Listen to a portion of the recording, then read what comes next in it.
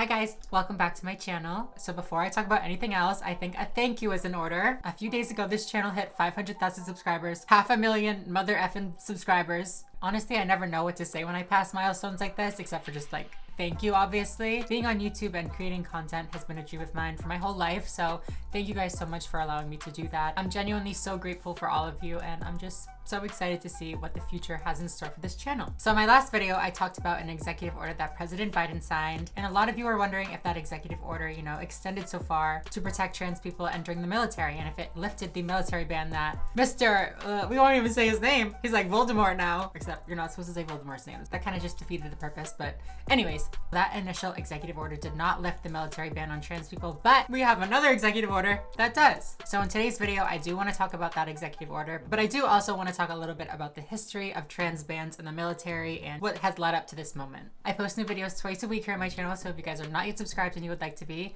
make sure that you do that right now. Go ahead, I'll wait for you. Are you done? Thank you very much. Make sure to follow me on Instagram, Twitter, and TikTok to keep us up to date with me as possible. And I also have a Patreon, so if you guys like the work that I do here on my channel and you want to donate, the link for that is down below as well. With no further ado, let's get right into today's video. So like I said, I do want to go over a little bit of the history of, bans of transgender people in the military. There is, of course, quite a history, so I'm going to keep it fairly brief, but, there's going to be links to all the information that I found down in the description if you want to do additional reading or researching or anything like that. In the United States, up until the 1960s, there was pretty much no ban on transgender people in the military. But then in 1963, we see our first official ban. This was done through an updated Army Regulation, Army Regulation 40501. The Army Regulation identified transsexualism as a medically disqualifying disorder, preventing entry into the Army, and could also form the basis for separation from the Army. So obviously this caused a lot of issues for a lot of trans people that were already serving in the military, stealth, or people that were serving in the military who wished to transition and then come back and serve again after their transition. In 1981, there was a case called Doe versus Alexander, in which a trans woman that served for 8 years prior to her surgical transition wished to come back after her surgical transition, but was rejected on the basis of that Army regulation. Major abnormalities and defects of the genitalia, such as sex change, constitutes a disqualifying medical defect. In 1987, there was another case called Leland versus Orr, in which an Air Force member named Leland was deemed physically unfit after a medical transition. The Air Force Surgeon General's urologist stated that the known and potential long-term effects of a sex change constitute a risk significant enough to restrict the individual's performance of Air Force duties. It has been and remains the policy of the Surgeon General that such abnormalities be identified and that such individuals be denied entry or continued active duty for their benefit and for the benefit of the United States Air Force. And both cases actually cited that Army Regulation 40501 to deem that these transgender individuals were physically incapable due to the surgery that they had. Which is important to note. It wasn't because they were transgender, it wasn't because they had gender dysphoria, it was because of the surgery they had. So this Army regulation stayed in place for a long time, and it led to a lot of misconceptions that trans people were not physically capable of serving in the military, or that they would somehow make the military less effective or less capable of, performing the duties that they have to do. So in 2015, Ash Carter, who worked with the Obama administration, announced the creation of a working group aimed at determining what the actual implications of having transgender people in the military were. In 2016, the RAND study came out. I don't know if it's RAND or RAND. I don't know what it stands for. This study addressed all the concerns that were held about trans people. The study actually found a lot of super interesting stuff. Again, it's going to be linked down below. I definitely recommend that you read it. It's super interesting. So the first concern was the concern of high cost of medical care. The study found that only 29 to 129 service members in the active component would seek any type of gender transition related care in a given year. Another study they did estimated between 30 and 140 personnel that would seek hormone therapy and 25 to 130 personnel that would seek surgical treatment. They estimate that the military health system costs would increase by between 2.4 million and 8.4 million per year. Which, yes, does sound like a lot. It's millions and millions of dollars, but you have to think about it in the grand scheme of things. They say that this amount represents about 0.038 to 0.134% of the approximate $6 billion.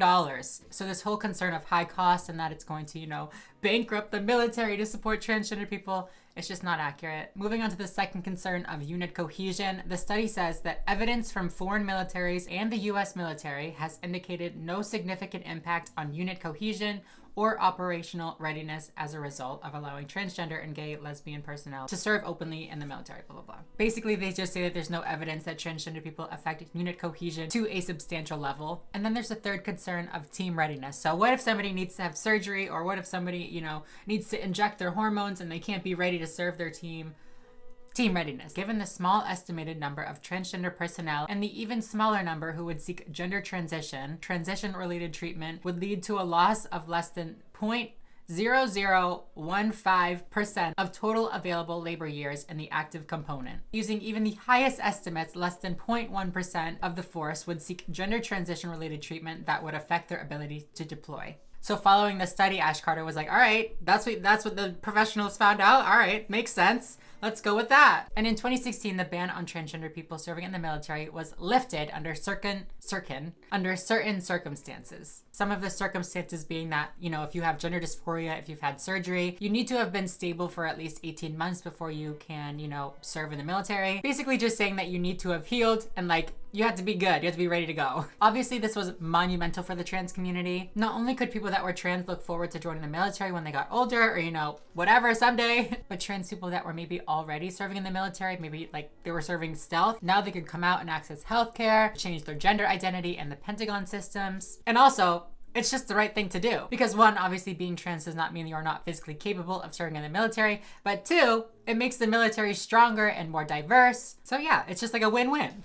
So after that, things were going good for a while, things were great, and then Mr. Motherfucking Orange took office, and, you know, we wake up one day to a bunch of tweets banning people from the military. On July 26, 2017, at 5:55 a.m., that's a little early, first of all, Donald Trump tweeted, after consultation with my generals and military experts, bitch, did they read the study? Sorry.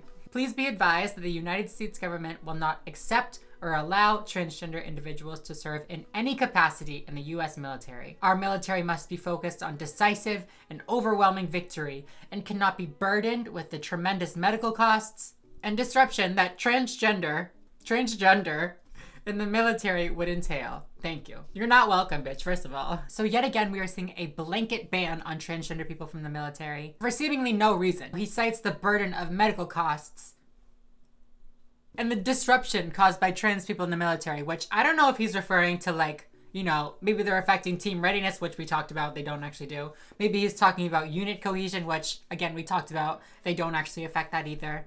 I don't know what he was going on about. And then in 2018, we see another presidential memo that officially bans transgender people, specifically transgender persons with a history or diagnosis of gender dysphoria. The Trump administration argued that this was not a ban on all transgender people, but rather, you know, a policy to address gender dysphoria. AKA, you can be transgender in the military as long as you serve as the sex you were assigned at birth. Obviously, this was awful, horrendous, for the thousands and thousands and thousands of trans people that were already in the military, already serving in the army, already relying on the healthcare that they were being provided. All of that was now taken away from them just because they were transgender. That is up until today, up until January 25th, Mr. President Biden revoked Trump's memo and reinstated the rules that were set forth by the Obama administration. I just want to read a bunch of this executive order to you guys because I just love it. I love it. Section 1 talks about the policy and it says, all Americans who are qualified to serve in the armed forces of the United States should be able to serve. There is substantial evidence that allowing transgender individuals to serve in the military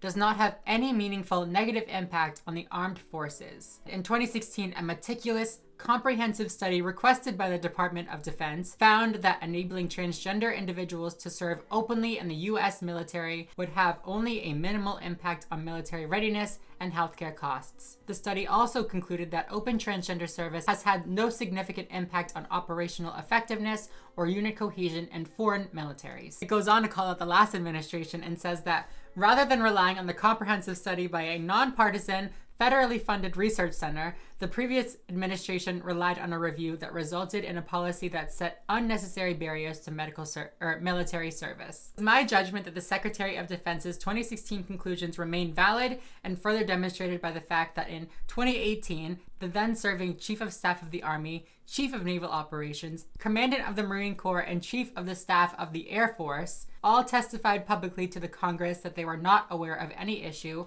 of unit cohesion, disciplinary problems, or issues of morale resulting from open transgender service. Additionally, a group of former United States Surgeons General, who collectively served under the Democratic and Republican presidents, echoed this point, stating in 2016 that transgender troops are as medically fit as their non-transgender peers and that there is no medically valid reason, including a diagnosis of gender dysphoria, to exclude them from military service or to limit their access to medically necessary care. It goes on to talk about implementation of this policy and says it will immediately prohibit involuntary separations, discharges, and denials of reenlistment or continuation of service on the basis of gender identity, but it will also identify and examine the records of service members who have been involuntarily separated, discharged, or, denied reenlistment, blah, blah, blah, and then will issue guidance to the secretaries of each military department regarding the correction of the military records of individuals described in that subsection as necessary to remove an injustice. So if I'm reading that correctly, that rejection or that non-reenlistment, you could say,